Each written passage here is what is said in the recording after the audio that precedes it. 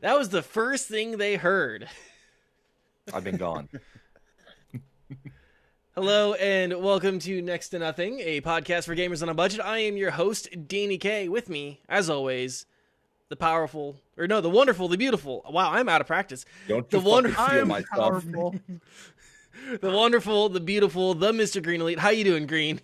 I'm sad now. I want to be powerful. I want to feel strong. Your power is in your beauty. Oh, stop it, you. I'm doing good, Danny. How are you? I'm doing pretty good. I'm doing real good. With us, 99.9% of the time. The number's going up. It's going up. Yeah, you're averaging out. You're averaging higher. It's the powerful. It's the beautiful. It's the Revsven Padre. How are you doing? You know, I am ecstatic, Danny. After the email I received this morning, I have been having a good day. I've been riding high on energy. I got not only that email, I got another really cool one that I would like to talk about here in a little bit at the end of the show during the wrap up, but that's for another time. Ooh, yeah, bury that lead. Make them stay until the end. Yeah. With us this week, we have a very special guest, Job for a Cody. Cody, how are you doing? And just tell the folks out there who you are, what you do, and where people can find you. Hey, what's up, guys? I am a variety streamer, so I like to focus on a lot of new games right when they pop up, and a lot of different in between titles from retro all the way up to the next gen consoles. I cover a lot of comic books and a lot of geek culture at my podcast called Talk Geekly, and you can catch me at pretty much any social media platform at Job for a Cody. Excellent. Links I as don't think he redeemed the self promote. What the hell? No. Guys, as always, links are in the description of the episode, so make sure you guys check that out. And yeah, no, if you're on the show, Rev, have you been redeeming the self promote every time you're on the show? Bro, I do it just for fun. I literally go in and just click hit redeem self promote, and then I'll just put I'm Rev, and that's it. Well, usually you put hi, I'm Rev. That he did it just there, which yeah. I feel bad for anyone that's on the audio podcast and has no idea what's happening. Idea. Yes. Yeah. Get good. Go to YouTube. They can't see it on there either.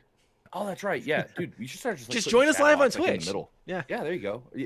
Start putting a chat like the chat box right there between us all. That'd be cool. You know what I've been wanting to do forever? That I still can't figure out like a really good way to do it is I want to get closed captionings on the screen. Like I can help you with that. Okay. We will talk about that after the show. No, we're going to do that live, like right now. No, I'm kidding. We do have a question of the week brought to us by Mr. Cody. If you guys could change one thing in the world to make it a better place, what would it be? Please try to keep it civil while you guys talk about that in the chat. You guys can also respond to that in the YouTube comments, or you can just tweet at us. All of our handles are right there on the screen. That again is if you could change one thing in the world, let me start that again. If you could change one thing in the world to make it a better place, what would it be? Go ahead and answer that in the Twitch chat, YouTube comment section, or just go on ahead and tweet at us.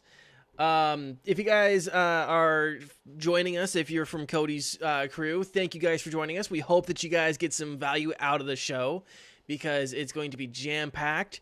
And if you guys do, give us a like, follow all of us, and do all that great stuff. If you guys do miss any part of the show, you can find us on YouTube, Spotify, Apple Podcasts, Google Podcasts, and everywhere podcasts are found.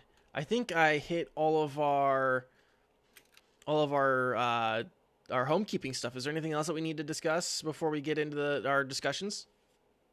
I don't believe so. Well, absolutely. What's that? I'm gonna let y'all know the chat and listeners. Danny's planning on cutting his beard off, and I am upset. I'm going to set up a petition on change.org immediately following the podcast. It will be available in the show notes. Be sure to sign that to keep him from shaving his beard, or at least the mustache. Absolutely. He's got to at least keep the mustache. Okay, evidently that's a thing. All right. The mustache is nice, though. Why, thank you. You could, like, stroke it, you know? Oh, yeah. um, Cody, you have played a game that has just absolutely taken over the fucking internet the last like 2 weeks, and that's Valheim. Go on ahead and tell us about Valheim. So this was a game that was released February 2nd, and I really didn't start it until about a week or so ago. It was actually, and I've looked it up just a little bit, it's made by Iron Gate Studio by 5 people. That blows my mind because I had no idea. I've been putting weeks into this game, just sinking into like the building aspects of it, not even really taking advantage of the PvE. And just the fact that I think it's sold up to 4 million copies already, and it's already been one of the most played games on Steam as it stands. So this is it's a lot of fun. You go through, you do a lot of different building, go out and harvest different crops and different resources, and you build up your base. You build up different communities. Take advantage of. It's pretty much you go from the wood to the Stone Age, and I don't know if you go to the Bronze Age. Like I said, I haven't really progressed too far outside of just building, but yeah, what I've played so far, this game's just way addicting. Sorry about that. Yeah, so for anyone that's curious, Valheim is on Steam right now. It is $20 MSRP. Like you said, it's just released. I can give some stats real quick. Let me find it here. The system requirements, minimum system requirements, is a 64-bit processor and operating system, Windows 7 or later. They recommend 2.6 gigahertz quad core or similar processor, 8 gigs of RAM, GeForce GTX 950 or an Radeon HD 7970 with 1 gig of space available. So you're mentioning the small dev team. I got my hands on this like in its like pre-alpha days. It was on itch.io. They had a demo out on itch.io, and I don't know. I think this was maybe January, February of last year that I was looking at this, and it was garbage. It was straight garbage. I rage quit it because it would just drop you in on the map, and then the AI were super fucking tough. And you couldn't do anything after the AI locked onto you. Like you could fight or die, and more often than not, you just died, and the AI would not let you go. So how do you feel just about the general survivability of the world right now? How is like the AI acting? Are you I mean, constantly dying? I've been rated quite a bit. I think that's a really cool feature of it. So at certain points, the forest like calls upon itself, or I forgot exactly what it's called. But they group up together, and then you just get flooded by all sorts of different enemies. There's actually actual like wildlife in the game, different boars that'll chase after you, and they're relentless. They'll kill you, and until you're dead. So they won't give up until that job succeeded.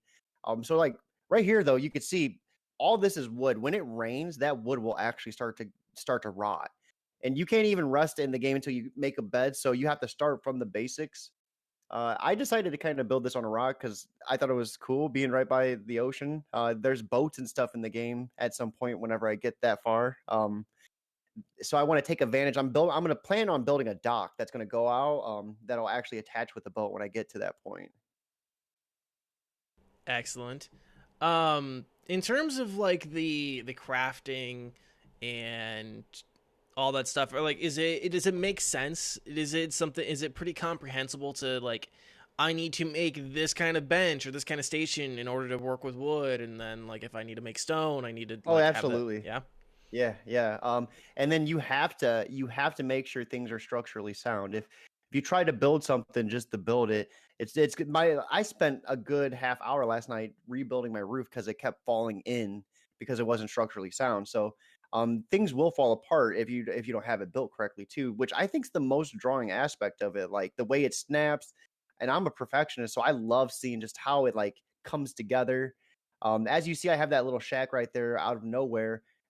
That's because you have to have a bench to repair your tools, and the bench has to have a roof over it before you can even do that. So I had to build that right there to get it going, and it only allows a certain radius. So I mean, this game, you have to like do things and you have to plan it out, or you could potentially be setting yourself back. We have this huge community that we built. That's, I want to say, a good like 2-minute walk from this in game, and we have to literally haul a cart with trees, wood in it to continue building it because we've mined so much of the tree surrounding the base. So like right Dang. here, you can see I'm attaching the roof. And there's certain ways you have to use like 2x4s and everything Mhm. to actually get it to stay and be structurally sound, or it'll fall apart. Yeah. So like the building seems pretty fleshed out. You said that you haven't really done much of the combat stuff. Uh, but how is like the other survivability? Like, do you have to like build farms and like, oh, like I have to go hunt and harvest some So deer and stuff? yeah, eating helps you with your stamina. As far as I know. So please don't butcher me if there's more that goes to it. I've literally spent, I think, like 180 days in game just building. Everyone laughs at it, but I come to find out there's billions of people out there who are just playing this game just to build it. But in terms of like PvP and stuff, I think there's up to 6 bosses, and you have to actually explore the whole entire world to find them. And some of them are very hard to find. As far as I know, 2 of my buddies have told me I have 3 bosses that are within walking distance, so we don't even need to use a boat to get to them. I'm just saving the best for last, you know. I'm a big completionist. That's why when I get a game like this under my thumb, and then I just can't let up until I completely destroy it. I have a quick question. In the video clip that was recently shown to us, correct me if I'm wrong, but at the beginning of cutting down these trees, were you just fucking throwing haymakers at that tree? Yeah. So when your weapon breaks, you just start punching everything. One thing too. So you're just seeing me play solo. This can host up to 10 people in the game. And then there's dedicated servers with up to 100 people. So this game is still coming out with more and more features as we speak. I've seen people with just crazy looking hammers. Think like Marvel type Thor hammers, if you will. A lot of different capabilities in terms of armor sets and what you can wear. I just am being kind of, I don't know, stuck in my ways until I finish building what I want to build. Well, yeah, you can't defend your home unless you have a home. Thanks, big thanks. Big thanks. Donks. Okay, so yeah, right now these things that are attacking you right here, these are the things. Yeah, this is where I got. Oh, sorry. These are the things that pissed me off when I played this like pre-alpha. Like these, I recognize those things as like they would not leave me alone, and I'm like, I don't even have like an axe or something yet. Like they just absolutely destroyed me, and it was part of the reason I rage quit when I was trying out the pre-alpha like over a year ago. So this is where I was getting raided. The Call of the Forest. I pretty much just built a wall, and then I just got back to building anyways.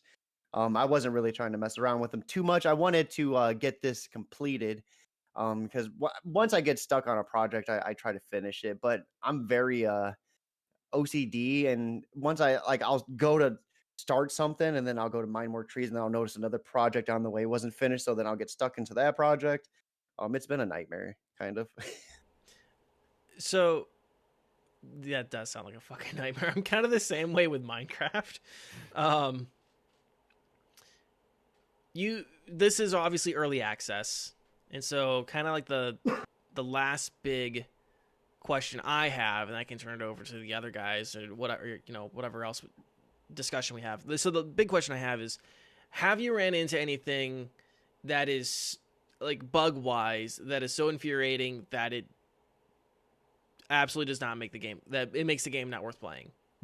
So, not really. I've had issues where the game went to load and it took a while to load in. And if you just let it go, it eventually will let you in. Outside of that, though, I haven't really noticed anything that was too game breaking for me. I do notice, some frame drops here and there. At which point I'll just drop the graphics down. I'm not exactly sure if that's maybe because, I mean, like I said, this is just tip of the iceberg. My whole entire base is just hundreds of just days spent in the game just building. So I don't know if maybe me dropping frames is because there's so much going on and the game's having a hard time rendering everything. But outside of that, nothing really too hard. Gotcha. Green. Have you seen a Valheim? What questions, thoughts, opinions do you have? I've been keeping an eye on this game. I have several people who want me to actually try and play this game. So would you classify this, and as Zombie pointed out in the chat, would you classify this as essentially like Viking Minecraft? Yeah, so my big thing is I always call it Viking Sims, because I don't play for anything else but like the sim building feature of it. So, it's pretty much what you would expect from Minecraft, just with a different facelift. People even laugh and say, "Wow, Fortnite looks a little bit different tonight," just because of the building and the way you build up and everything. Yeah, and I'm kind of curious. I've seen like a little bit of like the boss fights and stuff like that. It does seem to have some MMORPG like systems in there with, interesting boss battles, and you said like you can craft armor and weapons and stuff. I'm assuming those also have like different stat changes, and Mm-hmm. is that So, fair to assume? yeah, the different weapons will give you different abilities. My buddy, Primal Genocide, has this hammer or if he swings it down, it like eradicates everything within a certain radius. So where you would see me normally either punching stuff or taking a swing with an axe, he would just use this big hammer, swing it down. It would break everything around him, which would pretty much cut my work in half. Dang. Some Thor's hammer, hammer of God. Yeah. Superpowers. Padre. Thoughts, opinions? Yes. I ain't got anything personally. I actually spent a good amount of time talking about this game just the other night with a friend, and I think I'm going to actually commit to going ahead and picking it up today and then giving it a shot myself. Excellent. Anything else on Valheim right now, guys? Anything else you want to mention, Cody? I definitely would like to see a larger server size, and maybe a little bit more in terms of content. If there's only 6 bosses, I don't exactly know how long that goes, but I heard there's not much to do after that. So eventually down the road, I'd like to see a little bit more in terms of content. But again, I'm just building, so I probably could care less if I ever see that. Gotcha. I'm curious now. Minecraft has Dragon, Wither. They have the Guardians. And they have the raids. So that's 4 bosses. I mean, so 6 bosses right out the gate. Not bad. I don't think Rust has any like boss battles. At least not off the top of my head. The enemy. Yeah, Rust is really an experiment in the depravity of the human condition. Yeah, I've seen so many awesome Rust videos. Like, the one that comes to mind is the guy who has like the storefront, and people have to answer questions. If they answer it wrong, it has like the trick floor that he knocks out. I love those videos. Yeah, there was one guy on YouTube who I can't for the life of me remember. I want to say he was an Aussie who his whole shtick was he would just load into servers, wait for someone to mess with him, and then just go raid them. And just like, or like in like, especially like in public servers where there's like cheaters and whatever else, he would just go and, fuck with these cheaters. I can't remember who it is. Yeah. Okay. Valheim. Is that it on Valheim? Yeah, that's pretty much it for me. Okay. Rev. Yes. You've got a game. I do. And this one is not going to be just me talking about a game that nobody's ever heard of, because I think you guys were actually in there for some portion of this playthrough, for this heart-wrenching playthrough that was Omori. So Omori is a newer kind of like RPG-esque indie title that it's got the way I had it described to me most, and I haven't played Earthbound myself, so I couldn't verify this, but I could definitely understand where they were coming from. It's like if Earthbound and Undertale met and had similar similar vibes and similar ways things worked, but a lot of the battles were like hand drawn, which was really cool, but it was done up in an RPG style, but it tackles in the weirdest ways at first, like mental health issues amongst like teenagers and stuff, but you come to find out there's a lot more deep-seated trauma that was going on, and I can say that without spoiling anything because of how many twists and turns there actually are in this game, and how you can actually change the outcome yourself, like in most of the games I play. It was a beautiful game. It's made by Omocat, I believe is the name of the developer, and it's been a project that was going on for about 5 years. and the finished product was absolutely phenomenal. There was I never ran into any kind of like little buggy issues where I got stuck somewhere, or I was getting cheesed on by a boss or anything like that. It's very intuitive as well, which I was actually very appreciative of, because I'm kind of stupid and end up getting lost in games quite a bit. But this game has a good way about kind of like turning you around and putting you back on like the path to where you need to go if you're kind of just like getting yourself lost. Uh, but yeah, it was a fantastic game. The battle system, each individual character kind of had their own skill set. Like you had your guy that was like, he was kind of a cook, so he was your support healer kind of character. You had your motivational kind of guy. You had your powerhouse, then you had your main character who was just kind of like your everyman kind of character. And it was done really well, and it takes place in like two different worlds, like what they called white space, which is actually just the dream world. You come to find out very early on. That's not like an in-game spoiler type thing. And then some of the game takes place in the real world. Yeah, no, you find this out like within probably the first hour of the game. You find out, okay, so I'm in a dream, and then it alternates. Like when you go back to bed that night, you go back to that dream world, and that's where you start piecing together the story of why everybody's acting the way they are in the real world and what's representative of that stuff in the dream world. And it was just really well written. Ending was kind of long for me. It felt like the ending itself was like 3 hours long. It was like Lord of the Rings Return of the King. It was just forever and a half long. But aside from that, and the problem is they couldn't really shorten it, otherwise it would have impacted it in a negative way, because it had to really finish telling the story. It just kind of felt like it took a while. And I feel like had I not done it in a content creation space where it felt like it was dragging on, if I had just like been sitting there and enjoying the game itself, I wouldn't have even felt that way. It just kind of felt like I was also kind of in a hurry that day. And I was like, okay, yeah, I have about this long left in the game, so I'll be done. And then I was like, okay, cool, I've hit the end. 4 hours later, like shit, I'm still going. Like, but no, it's aside from that, like one little issue for me, which isn't necessarily an issue with the game in and of itself. It was just a personal preference. Fantastic game, amazingly in depth, all kinds of multitudes of characters and villains and bosses and everything. And then like you'll see like these wacky characters in the dream world, and you'll see like posters of them as like fictional characters in the real world and stuff. It's just it was wild. But it's probably, honestly, I'll say it, I've kind of been mulling this idea around to see. I'd put it in my top 3 favorite games of all time. I'll be 100% honest with you. It was that good to me. Damn. Yeah. That is real strong praise. Yeah, it played really well. I come to find out, apparently there's like a Google Sheets out there. They're still trying to piece together everything you can do in that game, like people are. Which it's a relatively newer game. Like lately, like for the last couple months, I've been covering games that are a little bit older that may have like a cult classic feel, or just like flew under the radar type thing. This one's actually relatively new. I think it came out late 2020, maybe early 2021. So it's not an older game. So people are still trying to figure everything out. Kind of like when Undertale was in its prime, and it took people a long time to kind of start figuring out everything you can do and what there is in Undertale. So that's where some of the comparison comes in for me.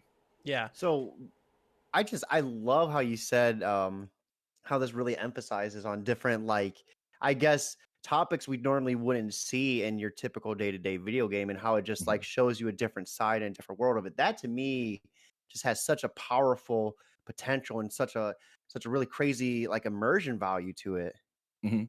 Yeah, and it's one of the other interesting things is it shows in the real world, because in the dream world, all of the characters that are in the dream world are years younger, like 5 or 6 years younger.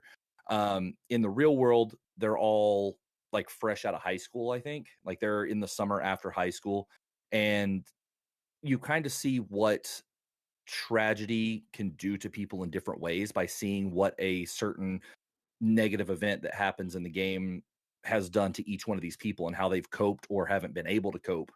It like, as I was playing it, I just remember sitting there thinking like, damn, like you empathize with these people because you've seen stuff like this in the real world, and how young people deal with tragedy and how it doesn't always play out, to the best for them as they're growing up, because they don't know how to process these things. And it was just, I don't know, man, it was wild. It was deep. It was very, very deep. For the combat, because you said it was like RPG. What would you say it would be similar to for Final those of us Fantasy. who yep, Yep, 100% sold. Final I'm Final sold. Fantasy. Yeah, it's like like the old school Final Fantasy turn-based style. Like you have your attack, your skills, your items, and then guard. And like those are your 4 things you can do. And then between the whole turn, you can choose to attack or run away. So yeah, it was almost picturesque, like old school Final Fantasy in its battle system, but all of the battles were like hand drawn on paper and ink, but really well done. It was mind blowing. I was like, it was insanely good. And one of the things they instituted, I almost completely forgot about this in the battle system, is the use of actual emotions in the battle. So everybody starts out neutral emotions, and then there's almost like a rock paper scissors effect. Like if you get made happy, you have I think it's like happy is more powerful than angry, angry is more powerful than sad, sad's more powerful than happy. But they also, like, if you're inflicted on with sad, you when you get attacked, you don't take full damage to your health. You take part of the damage to what is, they call it juice on there, which is essentially your like your mana or your SP if you're playing, I think or MP, that's what it is. And then like angry, your defense goes down, but your attack goes up. And then happy, it's like the other way around. Your attack goes down a little bit, but your defense goes up. And then neutral kind of puts you like in there in the middle with no advantages or disadvantages. And so that was really interesting. And there's certain attacks that you learn and skills that you learn, because there's also that, like, as you level up, you learn more skills like a Pokemon. And certain skills would be more effective under certain emotional or emotions. Like, so like the main character Omori has a move he learns at like level 5 called Lucky Slice, and it does a lot more damage if he's happy. And so you can actually like plot out how you do things with the other characters before it gets to him to make him happy. So when he uses Lucky Slice, it's more powerful. I mean, it was incredibly in depth. It was, the more I think about it, I'm like, shit, that was really, really in depth in the battle. It was yeah, that's crazy. I almost completely forgot about that, but yeah. It's cool because you could see it. Like you don't it won't tell you your enemy's sad or your enemy's happy. You actually have to like read their emotions. Like you have to look at their face and be like, okay, they're sad, so if this attack does better against sad opponents, I need to use this against them. Or you can actually do things to make your opponents feel different emotions. So it's like, well, this does better against a happy opponent, I'll use so and so over here to like pep talk the bad guy to make them happy, so that way I could hurt them more. You know, it's Hey, what's Go up? away, I'm or about I to shall smack you. taunt you a second time. yeah. It's, how many times you got to teach you this lesson, old man? I'm just So- glad to be recognized. I love the fact that, you know, in a day and age where graphics are such a hard selling point, you see and get to experience such a crazy story from a game like this, you know, where the Mhm. graphics might not be on par with a AAA, you know, Call of Duty title, but the story's just going to blow it out of the water 10 times over. Yeah, and see that's where a lot of gaming preference comes into, because like I know a lot of people that, you know, that enjoy the realistic aspect of a lot of first person shooters, and like me myself, I am more drawn towards like the narrative driven story based games. Typically, I can't even play a game if it takes longer than like 15 hours to beat, because I have a pretty short attention span. But this one, like when I saw the comparisons being drawn with Undertale, I was like, I have to. I was like, I have to. I have to try this one, even though it says it like takes like 25 hours to beat. So I didn't really have a choice there. And it was, but yeah, the narrative driven aspect of it is what really got me, because like my entertainment value relies more on being able to like feel the emotions elicited through a story, as opposed to you know, the realistic aspect of the thrill of a first person shooter. There's nothing necessarily wrong with anybody's opinions on anything like that. It's just that's where my personal preferences lie. Gotcha. Real quick, just a few things. You were right. It was released late last year. It was released Christmas Day, December 25th, 2020, and it looks like it just got an update recently. Currently retailing on Steam for $20. It has already gone on Well sale worth it. once at $15.99. So yeah, it's already been on sale once. I think that was that during the Lunar Festival? Probably, yeah. I think it was because I think that's when I picked it up. And 100%, man. Like normally I'll sit here and kind of be like, I mean, wait for it to go on at $20. If you're interested at all, it's worth the buy. I mean, if you do want to wait for it to go on sale, I mean, by all means. But I would say it is well worth the 20 because one, it's a long game, and two, there are multiple endings to it. Yeah. So you could go back and revisit it at a different time. Yeah. So I mentioned it was on Steam. It's also on PS4, Switch, 3DS, Xbox One, and Mac. Wait, what? Did you say 3DS? Did I stutter? Yeah. That's wild. Is that like the last game they made for 3DS? It has to be. Yeah, I didn't even know it still had like any sort of store capabilities. They're closing the 3DS store down soon. I know that. He's like, speak of the devil. Yeah, that's what it says on when I looked up the game on Google. If that's incorrect, then they need to fix their Google listing. Yeah, because it's not showing it on the actual like the Wikipedia page. Is not showing it on 3DS.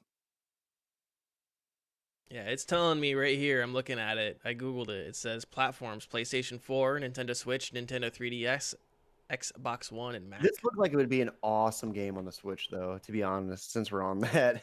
Like, if I can get it on the Switch, I think I'm going to have to. It looks like it was released on the 3DS. There during the Kickstarter. After the Kickstarter was funded, they released a version on the 3DS and then eventually pulled it because now there's a petition to keep Omori on the 3DS. The 3DS, Nintendo's desperately trying to end support for it, but people are still using the 3DS because they haven't done certain things for the Switch. Like a Netflix app. There's not a Netflix app for the Switch, so people are still like, why are you ending service for Netflix on the 3DS? We need I'm like, sorry guys, you might just need to use your phones. Wait, the 3DS has Netflix, yeah. Netflix? I guess. What type of stream is that? I mean, Or maybe it's the surely Wii can't U. Maybe about it's the it. Wii U.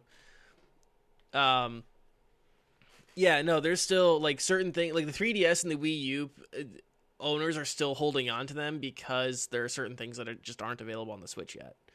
And Nintendo is desperately trying to end live services, and people are like, no, please don't. Please, God, no. Just buy a Chromecast.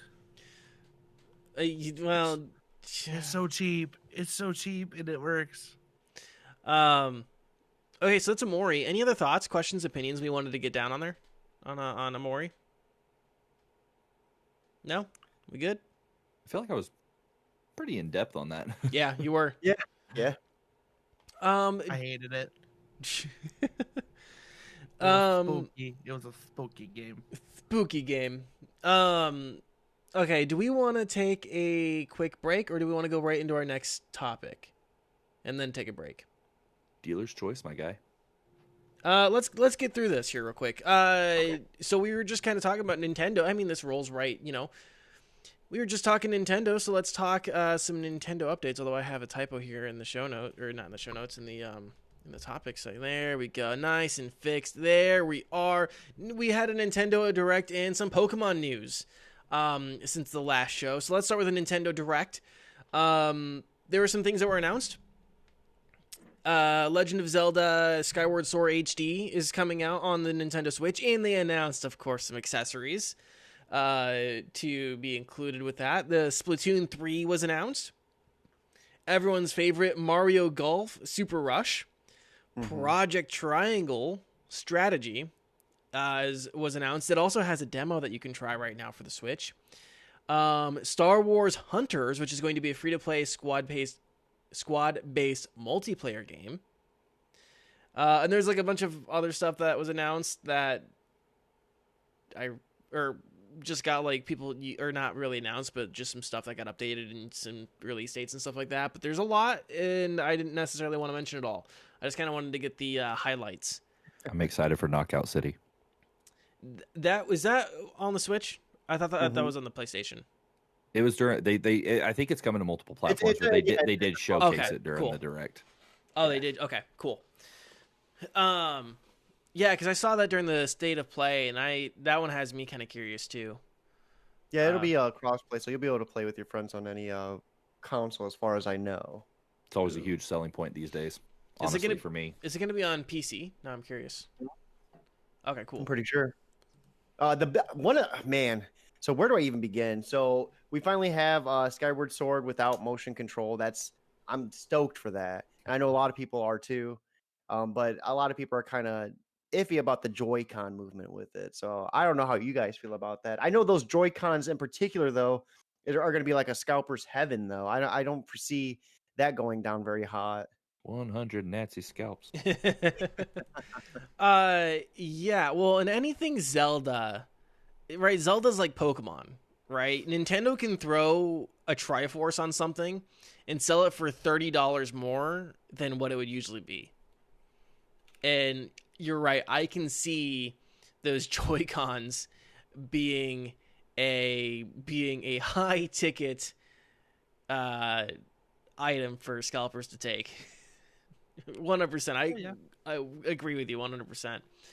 Both for gamers and for people who like to do extracurricular activities with the Joy-Cons. That's a thing? Oh boy. Number Cody. one cause of Joy-Con drift. Keister. What? I really like, what is that called? It's like felching, but like Nintendo felching? It's you can Felchcon? Danny, you want to fill him in? Yeah, so instead of plugging the controllers into the Switch, you plug the controller into your ass. A Vice reporter put out an article saying that the Joy-Con drift problem gets worse when you shove a Joy-Con up your ass. Guys, where's Renditions when we need him? We really need. I need to get my news from this more often. Yeah. Guys, go read Vice. They'll tell you all about the ketamine dealers in Uganda. Yeah, no, which just kind of the thing on the Joy-Cons. So apparently, the PlayStation 5 is also having some joystick drift issues too, and I don't remember this is just like, this is hearsay. You guys will have to research this for yourselves. Apparently also the Xbox Series X controllers are made from the same components that the Switch and the PlayStation 5 controllers are made from. So they might also experience those issues. Like, this might be like an industry-wide issue with this Joy-Con drift problem. I bet the company behind it is just like, Yeah, exactly. You don't have to worry about Joy-Con drift if you don't ever use joysticks. Be a man. Be a man. So one thing I really loved, though, was the Project Triangle strategy. That game, I got a chance to play the demo. I loved it. It gave me the Octopath Traveler, Final Fantasy Tactics vibe. You know, it is a strategic role-playing game. And the conviction scale looked really, really awesome. You know, the choices you make kind of gave me that Fable 2, 3 vibe where the consequences could very well outweigh the choice you make originally. I thought, you know, it has a lot of potential. Be dire. Yeah. A lot of dialogue in it, though. That was pretty off-putting, I'll be honest. It's just, ew, reading. Like, I just want to battle.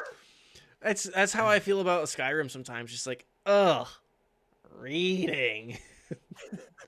That's but opposite of what I have issues with Skyrim for. Just walking. He's like, more reading, please. So going on from the regular Nintendo Direct, we got some Pokemon news. A Pokemon Direct. We saw some more stuff for the upcoming Pokemon Snap game, which I'm sure has Snap fans just even more erect. And then big news for a lot of people. This has been something people have been wanting for years, which is a remake for the 4th generation games Diamond and Pearl, and they are called Brilliant Diamond and Shining Pearl. They did say that this is going to be a faithful remake to the original games, and it looks like it's going to be from what they showed in the trailer. There was a lot of people who were pretty concerned about these remakes a few months ago, because apparently Pokemon said, "Let's go Sinnoh," and so they're like, "Oh shit, this is gonna be a Let's Go remake." From this announcement, my only complaint, and I know this is gonna get me shat on, is the art looks a little off. There's something with because they translated the 2D sprites and into 3D, that they made it kind of just too chibi. And I don't know, the proportions look weird. I don't know. It's a little off-putting to me. That just doesn't look quite right. I'm sure with a bit of polish. I actually saw some people do some like, this is how they can clean it up, you know. And with other people like on Instagram doing that, I'm like, okay, you know what? I can get behind like some of this cleaning up. Like they added some bold lines, like some bold outlines around all the characters and stuff like that. And I think, you know, if they do stuff like that, I will be perfectly happy with it. But the way that it was in the trailer, I don't know, it just kind of gave me a little, I didn't quite care for that. Go ahead. For me, I loved Pokemon Yellow. Like when I was a kid, Pokemon Yellow is what got me into Pokemon. Going back to Pokemon Yellow, it looks like someone just threw up a bunch of lines everywhere. Like I try to look at this game as this is a game meant to draw younger generations. Like someone like my daughter who would potentially maybe not be into Pokemon will now get a chance to look at this Pokemon game and probably be about it, because maybe those graphics are a little bit more appealing to someone of a younger nature. Where I don't know, I feel like I'm a huge Pokemon fanatic, and I felt like the Pokemon Legend game was more geared towards people like us for our generation. Yeah. You know what I mean? I think they're starting to try to branch the two away, and that's kind of the impression I got from the direct. Yeah, Or, well, so you mentioned it. Let's go on ahead. They also announced a new game called Pokemon Legends Arceus. It's set in the ancient Sinnoh region. It's an open world game in which is something that Pokemon fans have been wanting forever. They've always wanted this big, wide, expansive world, which they are, you know, similar to that of Fallout or Skyrim or, you know, something like that, or Far Cry. This might, and I'm going to be honest, this one might actually be a Switch seller. They might have another Switch seller on their hands, like they did with, what was it? Sword and Shield. Breath No, and Wild. no. Animal Crossing. There we go. Yeah, that's a good one. Oh, Ding, ding, ding, ding, ding, ding. I was so pissed off with that thing too. I thought the game was gonna come with that Switch. Oh no! Oh fucking no, it didn't. It was Also- just a special Switch. Hey, so what did you think of the Mario and the Super Mario update for it? They let you do Mario and Luigi now. On which one? I thought Animal that was pretty cool. I have thought not that was a actually pretty played cool Animal update Crossing. where you can actually add warp pipes to your island and all kinds of stuff now. It's really, I didn't I know. thought that was really cool. Also, I really feel like Green is like, he just has it pent up. So I'm gonna let him say this so we can just argue it real quick. Say what you're gonna asked say. for this? Who asked for these remakes? A lot of people. They could have easily used the resources and effort to at least do second gen games. Yes, yes, yes. Or, like, okay, there's only 151 types of Pokemon. You're wrong, but okay. Second gen is tolerable. Third gen is even less tolerable. Anything after that is just pure shit. I would like to point out that the fallacy in his argument is already that he said there are 151 types of Pokemon. I don't think there's that many, bud. We're gonna get semantic with this. 151 Pokemon. You have to get semantic if you're going to try to form an argument against Danny with Pokemon. I feel like your argument well thought out is shallow argument, and typo. semantic. Hey, Shallow question and for you, Green. semantic. Okay, so you say there's 151 Pokemon. Did you watch the TV show? Yes. Okay, does Togepi count? What Does about Ho-Oh count? Uh-oh for the uh-oh. They No? don't count. Those Yeah, aren't real. Those oh, aren't No, real. they're in the They're not official real. TV show. They're not Yeah, real. He was in the second episode, I think. You're imagining it. It's like one of those. It's one of those Mandela effects. No. I'm pretty wasn't sure real. Ho-Oh appears in the first episode. As I said at the beginning of my statement, Second gen is tolerable. Third gen is even less tolerable, but still tolerable. Everything after that is shit. So why did they remake? Why the fuck did they remake fourth gen and not first? At least second. But it should have been all the fucking originals, like red, blue, yellow. They've done that Why twice not? now. For the Switch? Yeah. Let's go. In current gen? Let's go. I'm not counting. Let's go. Let's go is not. Is It that was. an actual like remake? Yes. Let's Yeah. go Eevee. I thought that was Yup. a tie-in to the Pokemon Go The bullshit. grimace. You could tell he's like, how dare you make me even say this? Yes, and then they did second gen remakes on the DS, Heart Gold, Soul Silver. That's Now, the Switch. The Switch. I man, know Switch. what you're saying. I know get you, about baby boo. Heart Gold and Soul Silver. And then, but here's the thing: is that they haven't revamped the fourth gen games at all. They've already done. They did Ruby and Sapphire on the 3DS right after X and Y. I just want Pokemon Yellow on the Nintendo Switch. Don't they have a Or virtual machine? Pokemon Red on the Nintendo Switch. And make the carts like the colors too, please. Yeah, as far as I'm aware, I thought Let's Go was just a tie-in with the Pokemon Go. You bullshit, could. the mobile. You could tie it connect in, them, but it was a faithful remake of the first games. I'll have to look into that. Yeah, it was I basically wanna know a you're wrong. Pokemon Yellow. It was basically a Pokemon Yellow remake with some changed mechanics and tie-ins to Pokemon Go. But yeah, this so back to Legends of Arceus. Or I'm sorry, Pokemon Legends Arceus. This one, yeah, I think this is gonna be a Switch seller to me. Cody, what do you think of Legends of Arceus? Pokemon Legends Arceus. You know, the big thing is the Breath of the Wild vibes. Is that we have Pokemon Breath of the Wild, and I think that was the showstopper. I remember seeing the trailer and just being like, "Wow, these graphics are just outrageous!" And not only that, the way the battling system happened. So instead of the typical introduction, it looks like you just stroll up and you just have the battle happen right then and there.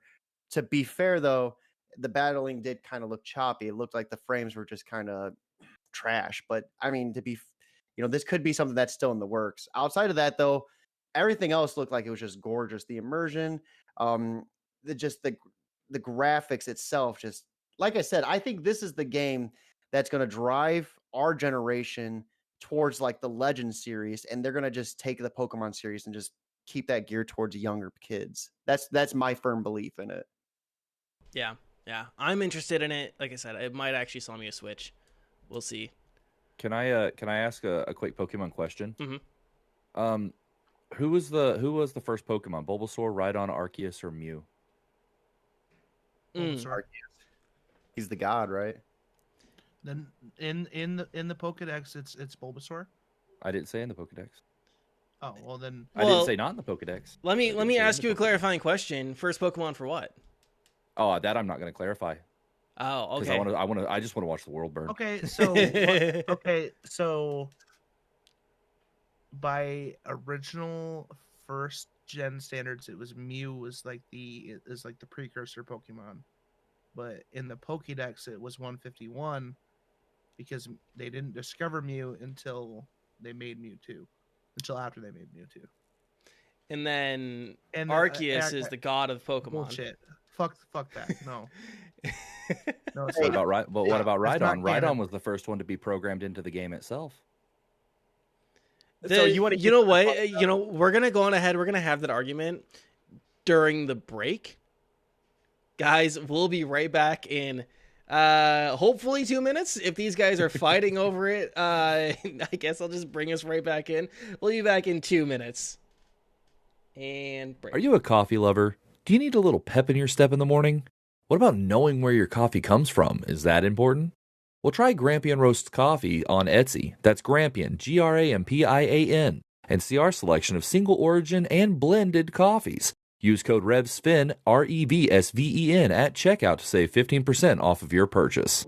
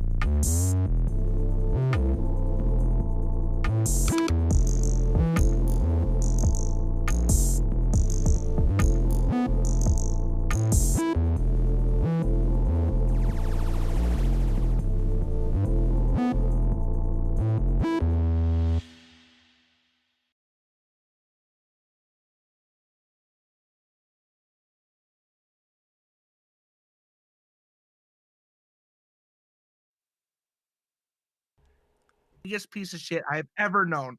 You are the You are biggest just so piece of fucking shit wrong. I have Green. ever I fucking cannot known, believe Danny. how You wrong are the you biggest are. pieces of shit I have ever seen, Danny. You know what? Well, I might take up Zombie on just muting you Do and it. taking all of his You subs.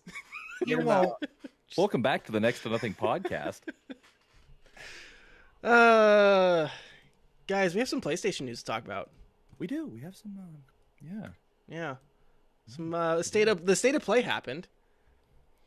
So I didn't get to. I watched this morning. I didn't get to watch it live. One of the things I noticed though is we didn't really get like a ton new. It looked like a lot of announcements of like release dates and some more gameplay. Some of the gameplay from like was it Kira, like the Spirit Bridge or whatever. And I'm gonna say one thing real quick. When it comes to the state of play and like some of these announcements, I would take all these release dates as tentative, because if it's anything like last year, and I have a feeling we're going to get some ripples from last year in terms of how development and production of games changed and was affected, we're going to see some ripples. So yeah, it was mostly just announcements in terms of release dates. There was one thing I noticed.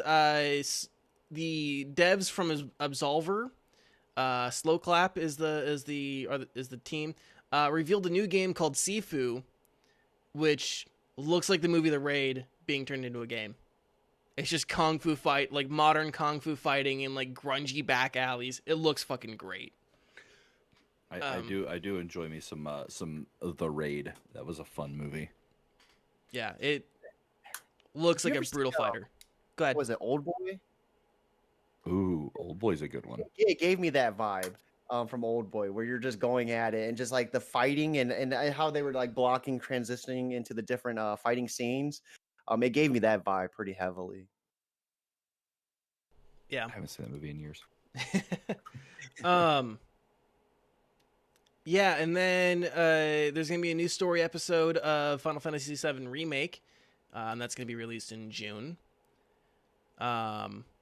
Yeah, so in terms of the state of play, did you guys watch it? Was there anything for you there? Like I said, there's nothing really new announcements, and I kind of figured anyone who's looking at it is mostly looking for new games, or they already know the release date of the games that they announced. So Oddworld, Soulstorm arriving on the PS4, PS5, April 6th, and is free. I was sold on that. I love that game a lot. Solar Ash was another one that looked really awesome, I thought. Outside of that, though, like you said, there was maybe like 4 games that were announced. The rest were just announced. Like it was like just updates on stuff. Photo mode for Final Fantasy VII though kind of got me hyped. I'm not gonna lie. Photo mode just needs to be in all games by default. It's just gotta be. Anything else from you, Cody, on that? Yeah, I mean, really, like I said, it was just a bunch of updates. We had the Crash Bandicoot for the PS5. It pretty much was letting you know all these games are going to look better and play better on the PS5. Even with Final Fantasy VII, it was pretty much like, hey, this game's going to be better on the PS5. But the DLC for it was really cool. I was excited for Yuffie's character and getting a little bit more of a breakdown on how she is incorporating with Avalanche, which is the Terror Cell with Cloud and Barret and Tifa. Stole the spotlight for me, really. Yeah. Green, Rev, anything from the PlayStation state of play that you wanted to mention? Not me personally. I don't pay too much attention to PlayStation stuff anymore. Given the fact that I got pulled to the dark side of the PC world. It has that effect on people. So not from the state of play, but something that did break this morning. PlayStation will be discontinuing their movie and TV purchases and rental program. Here's a quote from their blog. At SIE, we strive to provide the best entertainment experience for PlayStation fans, and that means evolving our offerings as customers' needs change. We've seen tremendous growth from PlayStation fans using subscription-based and ad-based entertainment streaming services on our consoles.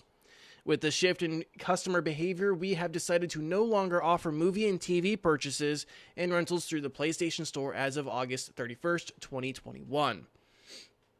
Um, one thing that they did also mention is that customers will be able to access the content that they've already paid for after this change, so your purchasers are safe. Don't worry. Really, not a huge deal, not a huge issue. Sony is obviously making a business choice here to cut fat from a service that isn't profitable and customers aren't losing anything they've already paid for. I don't think a lot of people really use that much. I think the only time I've ever used that is like it double charged me for PlayStation Plus once, and they wouldn't give me the $50 back, so they gave me $50 PlayStation credit. And so I just went on and like I bought movies on the PlayStation Store. Like I bought Batman Under the Red Hood and Mad Max Fury Road, which I never watch. Dude, I love Batman Under the Red Hood, by the way. I didn't know you were into DC animation. It is like every DC animation from like Batman Under the Red Hood all the way up to like Justice League Dark, like the last one, have been fucking phenomenal. Yes. Better than any of the live action movies. Like Justice League Doom. Yes. Flashpoint Paradox. Oh my god, yes, dude, Thomas Wayne. Oh, dude, I could spend hours just. We should do this sometime. We should talk about. We will eventually. I promise. It's so good. Nerds. Shut up, Danny. I'm still mad at you. Well, real quick before we do transition to the next topic, since we did go ahead and discuss some breaking news, even though it was related to the PlayStation thing, something I wanted to discuss because it's relevant to the show is after we had spoken with Brandon Cole, was it Super Blind Man, and talking about gaming accessibility, and we had discussed the Dead by Daylight thing. Today, with the new patch on Dead by Daylight that's coming with the new killer, new survivor, they are going to be implementing the colorblind accessibility mode that we had explicitly discussed during the time he was on the show. So I thought that would be relevant to bring up since we're kind of talking about some more breaking news type things that happened today. Yeah, 100%, which is good for them, especially because they had a bit of a PR nightmare related to it. Yeah, and unfortunately, it did take them a little too long to implement that in the first place. But at least they did have a plan in place and they were working on it. They just had one shithead get them in trouble over it. Yeah, I'm not going to pull punches on that one. Yeah. That dude was a shithead. Yeah. I think we're ready to talk about our next topic. Anything else on the PlayStation news that we have? No, I don't think so. Not for me, anyways. I like raised my hands, like, hold up, guys, hold up. Like, I'm excited. All right, Green, give me 1 second here. Green's Tech Corner. It's Green's Tech Corner, guys. Green, take it away. Yeah. So, Nvidia. Nvidia. So Nvidia is they've announced their 3060 cards, and then they'll have also announced the release of their CMP cards, or what they're referring to as the crypto mining processors, and what seems to be an attempt to appease gamers and miners in like the ongoing current shortage and crisis with the COVID and the semicapacitor shortage. The cards are allegedly designed and optimized for best mining performance. Allegedly. To mine more efficiently and recoup your mining investment faster. In addition, Nvidia has added a cryptocurrency hash rate limit with the upcoming GTX 3060. So it's supposed to deter the data miners from buying the 3060s and going with the crypto mining specific cards. They say they've achieved this by requiring a secure handshake between software and hardware, which I'm sure is totally secure without a single exploit ever. Completely unhackable. Yeah, they've never had, and there's never been a hardware exploit. Never. That crypto miners have done. So effectively, Nvidia has made a problem and immediately sold customers a solution for it. There's Syndrome from The Incredibles. Exactly. Right? If everyone's super, no one is. They could just like up production so I can finally get my hands on one, I mean, the the mining issue, thing's though. awesome, but Well, go ahead. I was going to say that there's a semiconductor shortage, which is not playing to the favor of consumers buying cards. Which is a good note. We talked about this last episode about the semiconductors. With like the companies were pitching a letter to the government to help with semiconductor production in the United States. That has been since reviewed and is actually being looked at by the Biden administration. So hopefully we'll have some good news on that soon. Like hopefully they'll actually start funneling more money into that project, or assistance to get the semiconductor production in the U.S. instead of relying on like Asian company or Asian countries like China, Vietnam, stuff like that. Hopefully, we'll see. Yeah. China. China. My hands are regular sized. Hands are huge, huge. Huge. So, Danny, I know you had some stuff on this as well. Yeah, Kenny so better. related to what Cody said was like upping production. What unfortunately really sucks here is the fact that they can't really up production, so they're splitting their production bandwidth.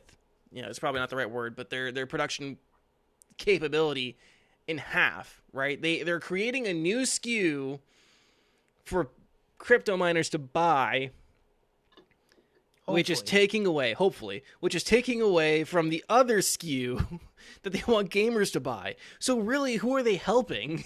It's like the miners. They're helping their wallets. They're helping their wallets. Exactly. It's like you're not helping anybody, right? You're not actually helping. And I know we rag on crypto bros here, with their with their giant ass mining rigs that use more electricity in a week than a family of 4 uses in a year. But guys, why do y'all rag on crypto miners? Why? Why? Fuck them. That's why. Fuck them. But yeah, it's like this card doesn't help. They created the issue. They sold a whole bunch of stock before there was available for customers to data miners to begin with. That didn't help the shortage whatsoever.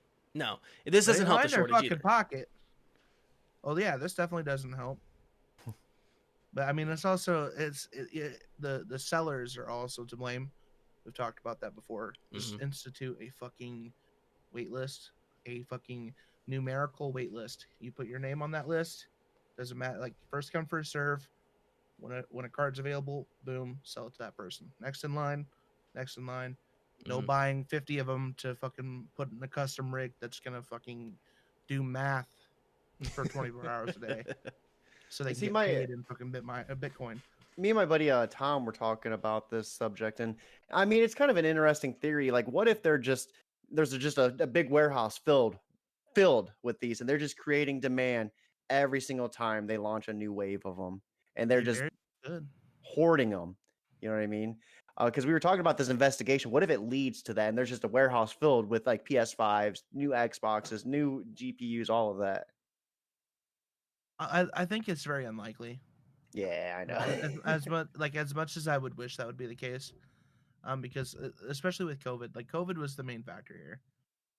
If you have warehouses or manufacturing warehouses in China that like were shut down for literal months with no employees working, then same thing that would happen to every other company. Especially like meat processing. Meat processing was hit really hard. Farmers had to like either so locally here, I live in Iowa. Local farmers had to essentially stock or schedule meat lockers, like local meat lockers, out until 2022. So they didn't have to waste any of their cattle or pork, and just euthanize them and throw them away because they had too much going in and not enough going out. So like if you like deer hunting season was going to be rough because you couldn't actually get your deer into a meat locker because farmers already had those slots taken up, so they didn't have to kill their cows or pigs due to the with your own meat. Be a man. Be a man. Yeah, that was something I was actually listening on my way into work this morning, NPR, and in the morning they have the Marketplace Morning Report from American Public Media, and they were saying we're kind of in this weird stumbling period of the COVID pandemic, where manufacturing demand is higher than what can be supplied, and it's across the board. It's like they mentioned semiconductors, which computer parts, phone parts, car parts, like semiconductors are used in appliances, so that's one part of it. And then you have like lumber and iron and food, like all these manufacturing facilities that have to continue with social distancing and COVID-19 prevention practices, which slows down their production and ultimately affects consumers and customers in such a way that we can't get the products that we want or need, which sucks. And it affects everybody across every industry, except for maybe like advertising.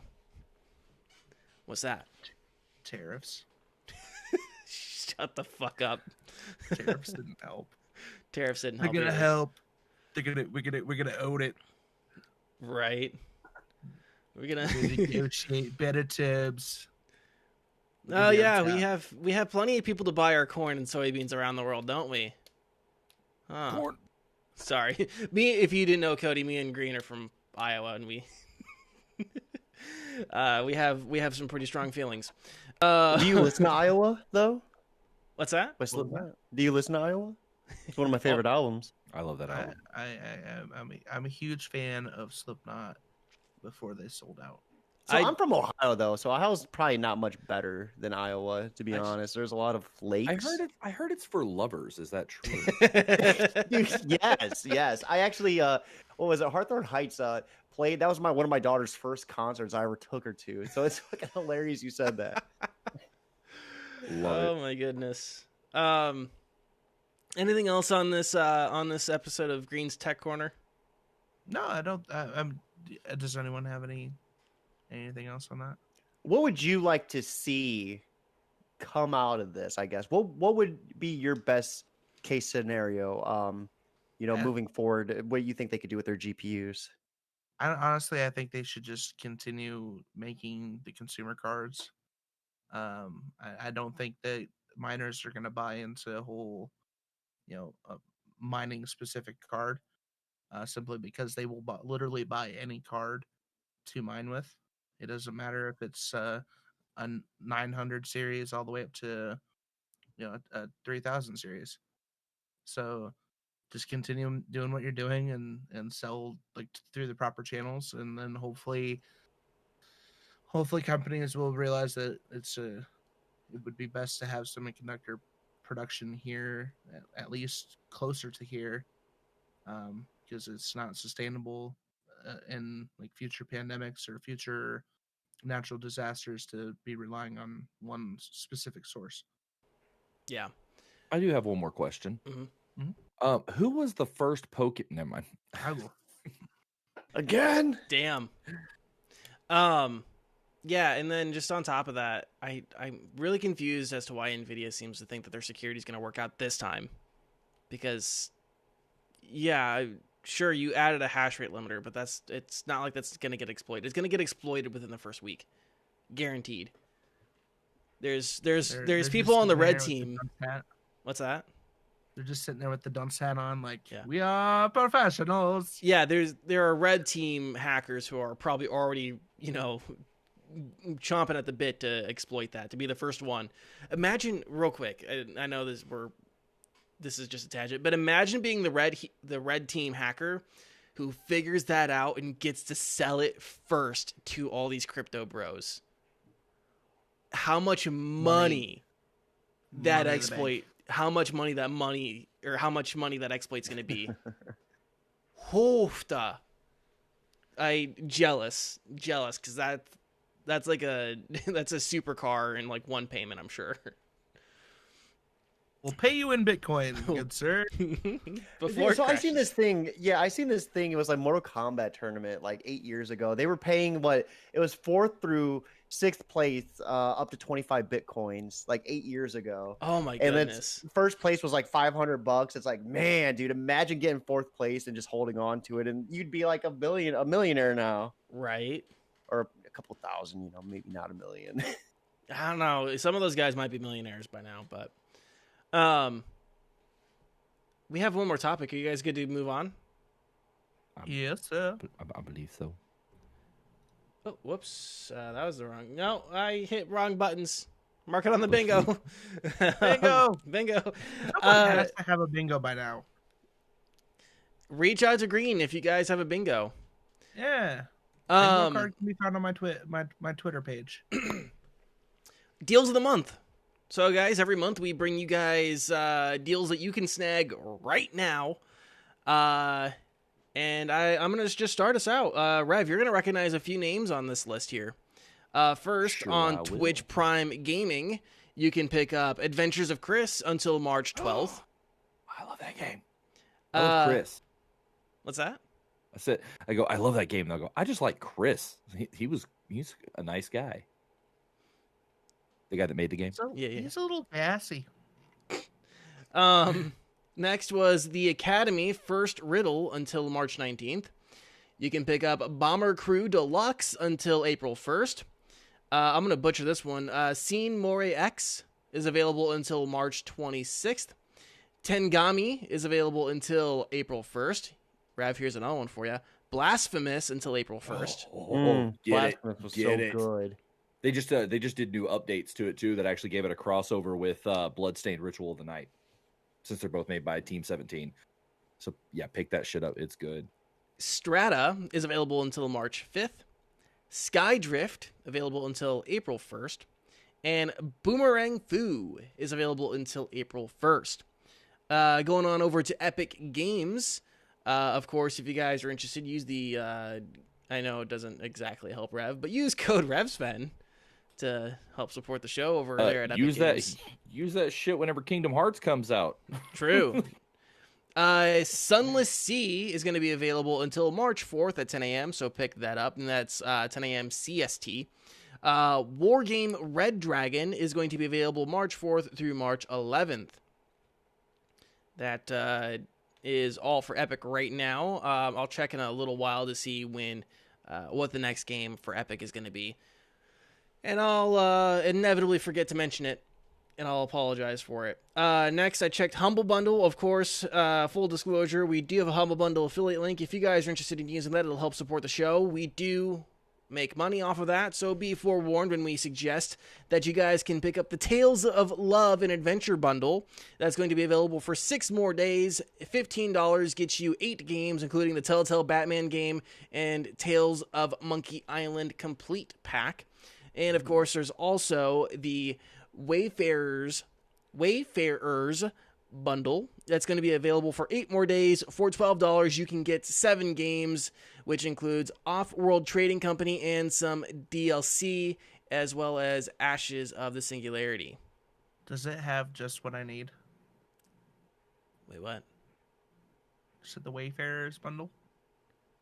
Ah, No? I got Okay. it. All right. Okay. I got you, boo boo.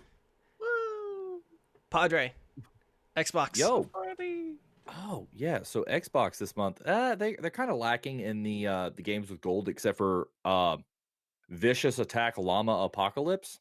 No idea what that is. I want to though. So, but in the games with gold this month, from the 1st to the 31st, you can get Warface Breakout, which looks like I haven't looked too much into it, but it seems like kind of a first-person shooter type game. You said Warface? Yeah, Warface. Yeah, I know what Warface is. It's a first-person shooter that's done on the Crytek engine, so it'll run similar to like Far Cry. It's a free-to-play Okay. shooter on PC, so I don't know what Breakout is though. Yeah, it may be like some kind of like add-on, because I know sometimes they'll do that with the games with gold. But yeah, you can get Vicious Attack Llama Apocalypse from the 16th of March to the 15th of April. And then for the old school games, from the 1st to the 15th of March, you can get Metal Slug 3. And then Port Royale 3, you can get from the 16th to the 31st of March. Game Pass has some decent stuff coming, though. Game Pass is getting Code Vein on PC. And then Pillars of Eternity 2 is coming to cloud and console. Wreckfest is coming to cloud, console, and PC. Killer Quinn Black is coming to cloud and console. Dirt 5 is coming to cloud, console, and PC. Elite Dangerous is console only. And then Super Hot Mind Control Delete, which is a popular one, is coming to Game Pass on PC. And that's about all they're really getting. There's some updates and some they're like some Series X and S upgrades coming and stuff like that. But aside from that, that's all that's really going on with Xbox and at the moment. All right. Green Elite, now that you're done playing with your sumo bun. It's not a sumo bun anymore. It's a full-blown ponytail. It's a warrior's wolf tail. What's coming up on PlayStation? So we got PlayStation this month is Final Fantasy VII Remake for the PlayStation 4, Farpoint for the PlayStation 4, and then Remnant from the Ashes for PlayStation 4. Then they also had the Maquette. I don't know how to pronounce that for the PS5. Maquette. Can you use it in a sentence? Maquette. I do not know how to use that in a sentence. It sounds like Maquette. Yeah, sometimes they just make the titles like impossible to pronounce. I think just for the shock value of it. They're just Or like, you know it's- what? Sounds good. You know, it's something We'll probably get them like to fight about it. I say it's probably something that's like French or whatever, and there's just guys laughing at us poor Sure. Americans just not understanding how to speak the language. These dumb Americans. Yeah. So, and then Cody, you said something about Final Fantasy VII. So the Final Fantasy VII game that's free, one thing to keep in mind, if you have a PS5, this free game will not get the upgrade to the PS5. You actually have to own the disc-based version, and then that's going to be upgraded to the PS5 right when the DLC hits in June. All right, perfect. That's it for PlayStation. Yeah, okay. Excellent. And I mean, I think that's all we got for deals of the month, unless anyone had anything else they wanted to throw out. No? Use code RevSven. That's right. Speaking of Rev Sven, I heard that prick got partner on YouTube. That dude. Hey. What a douche. Why do good things happen to bad people? I don't know, dude. If I'd have known if I'd have known that's all it took, I'd have been a dick a lot sooner. Okay, I think that's going to wrap it up for us this week. Cody, we're going to start with you. Tell us what's coming up on your channel, where people can find you, and yeah, all that good shit. So I had one of my indie game developers from way back in the day hit me up. He has a brand new game he wants me to test out. It's called Hyper Drive. It's pretty awesome. There's like some post-apocalyptic vibes coming from it, so I'm excited to kind of hopefully dive into that with the interview. We're doing like just a makeshift, just going at it full send. So I'm gonna try to get that going in the next hour or so. And just really probably diving into a lot more Viking Sims, to be honest. Dope. And where can people find you? All the places. So you could, my bad. I thought at the beginning of the show you wanted me to do that. So you can find me Both. on It's a reminder. Yeah, you both's good. Twitter, Instagram, Facebook, YouTube, Twitch at JobForACody is all my collective social media platforms. Excellent. Green, what's coming up on your channel? I don't know. I'm working on content. I have content going to TikTok now. Well, more steadily than it was before. I'm working on my first like actual like official YouTube video. It's taking some time because I'm trying to like get my style process down. I'm on training wheels right now. Chill out. I'm gonna go ahead and gas them up a little bit. I actually really enjoyed your video on Battlefield 6. I liked how it was done and how informative it was. You like how the video or my face cam was like the scope of the gun. Yep, loved it. It was funny. Anyway, you can catch me on twitch.tv/Mr. Greenlee, all the other socials, TikTok, Facebook, YouTube, OnlyFans. I'm on OnlyFans. I have nothing posted to OnlyFans, but you can subscribe to me. It's free. I don't think anyone's actually done it yet. It's real though. Padre, what's coming up on your Yes. channel? Man, I don't know. I'm gonna have to figure something out now. I was actually going to go ahead and start Little Nightmares 2 because I've been waiting to play that for a while, but an opportunity actually came up. So what's coming up on my actual Twitch channel, I'm not sure yet. But next Wednesday, I actually get to do a pre-launch stream working in coordination with Explosum and Side 9 Happiness to stream their new game Freak Apocalypse. It comes out on the 11th, and they got a bunch of creators in for a pre-launch basically showcase. So I'm really excited to be a part of that. But on YouTube, I'm going to be delving further into the Happy's Humble Burger Barn lore. Since Burger Farm is in alpha, the sequel, and it's being published by Tiny Build, I get to kind of work a little bit with Tiny Build on some stuff, and Scythe dev team has been really cool working, giving me some information on Burger Barn. So there's actually an updated version of it that ties into Burger Farm. I'm going to play both of those as like my first kind of like big video for the post partnership thing. I'm thinking about, though, on Twitch, I may just go ahead and start Kindergarten 2. Kindergarten 1 was a ton of fun. It was super graphic, super violent. A lot of kids died. It was kind of funny. Full disclosure, that sounds horrible out of context. But it's hilarious. The first one was great, so I can't wait to play the second one. So we'll probably just do that. And then tomorrow night, one of my best friends, Mr. Wingles, he's another Twitch streamer, is actually camping out here for about a month, just like right in front of my house. So we're probably going to do like some just chatting stuff and just have fun while he's here. That's probably what a lot of my stuff's going to be around. Dope. Guys, go check out RevSven. Of course, links for everybody. Everybody. Yeah, you can find me everywhere at RevSven TV. I always wanted to do this. Yeah. What do you, Danny? Yeah. What do you got coming up? Ooh. Ooh.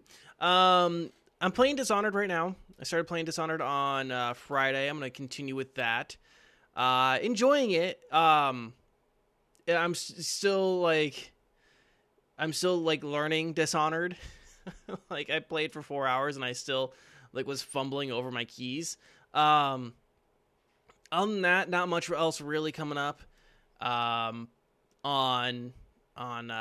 my channel. Anything in particular. I will say we are working on White Lotus Gaming stuff that is in the hopper. We are still kind of working out some of our kinks. The YouTube channel is up if you guys want to try to find it. I'm gonna just stop kink shaming instead of working through them. Just embrace them. So if you guys are interested in more White Lotus Gaming stuff, you guys can find that on YouTube. I'm gonna make you guys hunt it down. Really work for it. And that's about all I got going on for us. But Danny, what Yeah. about your YouTube? What about your YouTube channel? Is that very hard to find? No, actually, it's dannyk.media. It's real easy. Yeah. Link in the description. And, of course, if you guys are already on YouTube watching this, it's this channel. You're already here. Congratulations. You Congratulations. found it. I know I said I was going to be working on that Pokemon Nuzlocke. I just haven't. I haven't God, played. those are so much fun. I haven't worked on this on my Crystal Clear Nuzlocke in quite a while, so I apologize for that. But that's going to wrap up the show. We appreciate you guys for joining us, watching and listening. However you guys join us, we appreciate the fact that you guys take the time to listen to the show. If you guys got any value out of the show, there's a couple ways you guys can support us. I'm going to say you guys a bunch, apparently. Y'all. You can like, subscribe, and leave a comment on this video. You guys can also follow us on Twitch. And at the top tier, number one way that you can help support the show is by telling a friend. 100%. Tell a friend about the show. Retweet us. Anything like that really does help. If you guys missed a part of the show, you can find us on YouTube, Spotify, Apple Podcasts, Google Podcasts, and everywhere podcasts are found. And we do have a question of the week this week before we leave off. Again, courtesy of Mr. Cody here. If you could change one thing in the world to make it a better place, what would it be? Go on ahead and answer that in the comments down below, or go on ahead and tweet at us. And other than that, I don't think there's anything else that I need to mention. We Very good? concise. That was not got it. concise. I rambled that. You guys can tell I'm out of practice. No more vacations for you. No more vacations for me. With that, guys, have a wonderful rest of your evening. Stay safe, stay warm, keep fighting the good fight, and we'll see you again next week. Bye! Later, dudes. Love you.